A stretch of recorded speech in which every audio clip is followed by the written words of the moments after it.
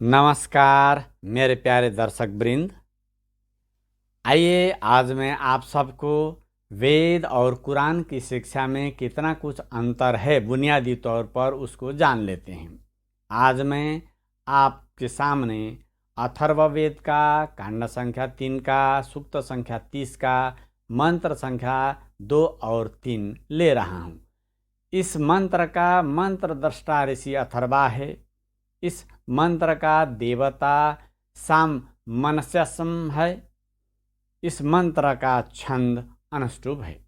आइए मंत्र को उच्चारण करने का प्रयत्न करते हैं। ओम अनुव्रतः पितुः पुत्रो मात्रा भवतु सम्मनः जायापत्ति मधुमतिम वाचं वदतु शान्तिवान् मा भ्राता भ्रातरं द्विक्षन्मा स्वसारमूत स्वसा सम्यञ्च सव्रता भूत्वा वाचं वदत भद्रया। आइए इस मंत्र का मूलभूत सार क्या है उसको जान लेते हैं। पुत्र पिता के बीच स्नेह और आत्मीयता बढ़ाने वाला मधुर वार्तालाप हो।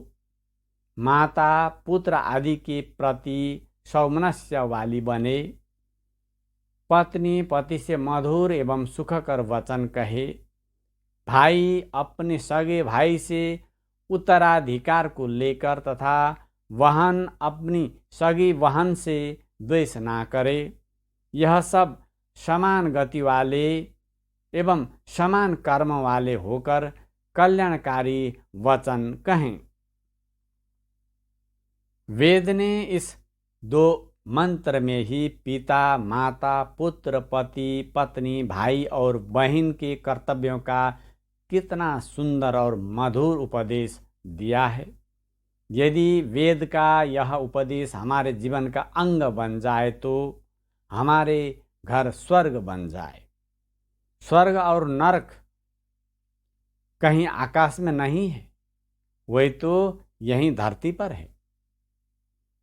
अब आइए मैं उपनिषद की तरफ भी ले चलता हूँ। देखिए मैं तैत्तरीयोपनिषद का शिक्षा बल्ली का अनुमाक 11 का मंत्र संख्या 2 दिखा रहा हूँ आप सबके सामने। देखिए यहाँ पर शब्द आया है मातृदेवो भव, पितृदेवो भव, आचार्य देवो भव, अतिथि देवो भव। देखिए इतना गहन तरीके से हमें बताया जा रहा है कि तू माता को देव तुल्य मान, पिता को देव समझ, आचार्य को देव जान, अतिथि को देव तुल्य मान। देखिए कितनी उदात्त भावनाएं हमारे श्रुतियों में विद्यमान है। जितने निर्दोष कर्म हैं वही सब सेवन करना चाहिए, जो निर्दोष कर्म है। देखिए इस तरह से बताया जा रहा है। उसी तरह से आदि शंकराचार्य जी अपने एक स्तोत्र में लिखते हैं कि कुपुत्रो जाए तो क्वचिदपि कुमाता न भवति। यानी क्योंकि पुत्र तो कपुत हो जाता है पर माता कुमाता नहीं होती। यहाँ कहने का तात्पर्य यह है कि अपने परिवार के अंदर जो सदस्य रहता है उनको किस तरह की शिक्षा देना चाहिए यह बात बताया। और दूसरी बात, माता जो बेटे को जन्म देती है, बेटा खराब हो सकता है लेकिन माता जो जन्म देने वाला खराब नहीं होती। यानी बेटा कुपुत्र हो सकता है लेकिन माता कुमाता नहीं हो सकती, यह बात बताया जा रहा है। तो अब चलते हैं कुरान की तरफ। कुरान की शिक्षा क्या है उसको देख लेते हैं। देखिए मैं यह दिखा रहा हूँ आप सबके सामने। यह कुरान का 9वां सूरा है। यानी इस 9वां सूरा का नाम है अत तौबा। तो इसमें मैं ले रहा हूँ आयत संख्या 23। देखिए मैं आप सबको यहाँ अरबी में भी दिखा रहा हूँ और अरबी जुबान को इंग्लिश में भी लिखा हुआ है। देखिए उसको मैं दिखा रहा हूँ और उसी तरह अंग्रेजी में अनुवाद यानी ट्रांसलेशन भी मैं दिखा रहा हूँ। यहाँ हिंदी में भी है। हिंदी का जो अनुवाद है मैं पढ़ता हूँ। देखिए यह 23वां आयत का क्या मतलब है। ए ईमान वालो, अपने बाप दादा और भाइयों को अपना सहायक न बनाओ यदि वे लोग ईमान के खिलाफ कुफ्र को पसंद करें, और तुम में से जो उनसे दोस्ती करेगा तो वही लोग जालिम हैं। देखिए, यहाँ पर ऐसी कठोर बातें बताई जा रही है कि एक ही परिवार के सदस्य हैं, अगर उनमें से कोई एक ईमान नहीं लाता तो उसको उसके साथ दोस्ती मत करो, ये बताया जा रहा है। देखिए, अगर अपना भाई ही क्यों ना हो, बाप ही क्यों ना हो, बेटा ही क्यों ना हो, बाकायदा यहाँ पर बताया जा रहा है, वो अगर ईमान नहीं लाता तो उसके साथ दोस्ती मत करो। देखिए, अगर दोस्ती करोगे तो जालिम, वह जालिम है, ये शब्द हो गया। अब इसी नवा सूरा का आयत संख्या मैं ले रहा हूँ 123। देखिए, इसी अत तौबा में 123 में क्या लिखा है। देखिए, मैं यहाँ दिखा रहा हूँ, अरबी में भी है, आप लोग सब पढ़ सकते हैं। अरबी ज़ुबान को इंग्लिश में भी लिखा हुआ है, उसी तरह से इंग्लिश में ट्रांसलेशन भी है, आप सब पढ़ सकते हैं। यहाँ हिंदी में भी है, मैं पढ़ रहा हूँ। देखिए, ऐ ईमान वालों, अपने आसपास के काफिरों से लड़ो और चाहिए कि वह तुम्हारे अंदर पाएं सख्ती, और जान लो कि अल्लाह परहेजगारों के साथ है। यहाँ क्या बताया जा रहा है, जो आसपास में काफिर हैं यानी गैर मुसलमान हैं, उनके साथ लड़ो। देखिए, और उनको इस तरह से डर दिखाओ, धमकाओ कि उनको इस तरह से डर दिखाओ। देखिए, ये बातें बताया जा रहा है, और तुम ऐसा करोगे तो तुम्हारे साथ अल्लाह साथ देगा। भाई, दूसरों को डराओ, धमकाओ और उनके साथ लड़ो जो ईमान नहीं लाते। यानी एक घर का परिवार भी हो सकता है, और बाहर आस पड़ोस में भी हो सकता है। तो जो गैर मुस्लिम है उनके लिए ऐसी बातें बताई जा रही, इतनी कठोर। देखिए, कुरान की शिक्षा को देखने से मानवीयता तो बिल्कुल ही शून्य है, उसमें बिल्कुल ही शून्य है।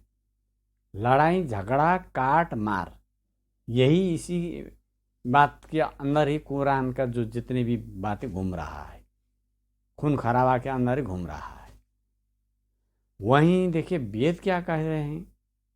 वेद ने कितना कुछ बातें बताया। देखिए, संसार के सारे तथाकथित धर्म ग्रंथों को आप पढ़ जाइए दर्शक वृंद, तो आपको माता पिता की सेवा और आदर के संबंध में इतने उच्च विचार वेद के अंदर जो मिलते हैं, ऐसा और दूसरे ग्रंथों में, दूसरों के ग्रंथों में कहीं भी नहीं मिलेगा। देखिए, अगर आप कुरान को पढ़कर देखेंगे तो परिवार के संबंध में आपको माता पिता के साथ संतानों के व्यवहार में कैसा होना चाहिए, इस संबंध में कोई भी निर्देश कुरान में नहीं है। देखिए, अगर मिलता भी है तो खून खराबा ही मिलता है। कुरान में इतनी उदात्त भावना कैसे मिल सकती है, असंभव है। कुरान तो हज़रत मोहम्मद साहब की डायरी है, यानी उनके जीवन काल में उन्होंने जो जो किया और जो जो करवाया उसको दैनिकी के रूप में लिखा गया है।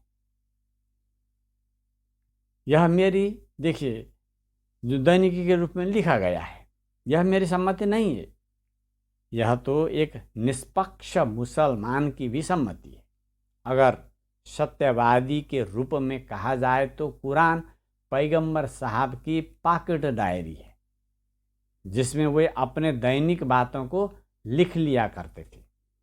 ऐसी डायरी में माता पिता की सेवा, परिवार की जो सुखी, वो कहाँ से मिलेगा।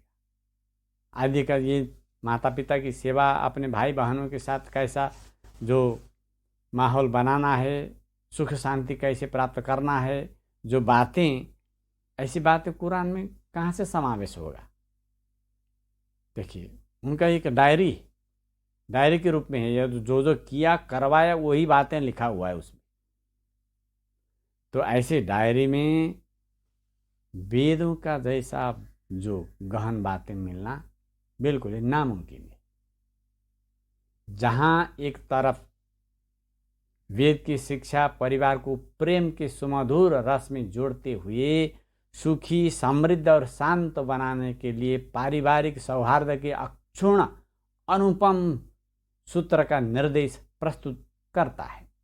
सबको मानवीयता का उच्चतम सम्मान प्रदान करता है। तो वहीं दूसरी ओर कुरान की शिक्षा देखें तो यदि परिवार के अंदर ही कोई सदस्य ईमान लाने वाला नहीं है तो अपने उस खून के रिश्ते को भी काट डालता है, उनको जालिम कहता है, उनके दिल में ऐसी डर पैदा करके धमकाता है। इतना ही नहीं, उनके साथ लड़ने के लिए उकसाता है। तो आप सब लोग समझ गए वेद और कुरान की शिक्षा में कितनी फासला है। आप स्वयं पढ़ेंगे तो नतीजा आपके सामने खुद ब खुद आ जाएगा। दर्शक वृंद, अगर मेरा वीडियो आप लोगों को अच्छा लगता हो तो कृपया लाइक, शेयर और सब्सक्राइब करना ना भूलें। मिलते हैं फिर अगले कड़ी में।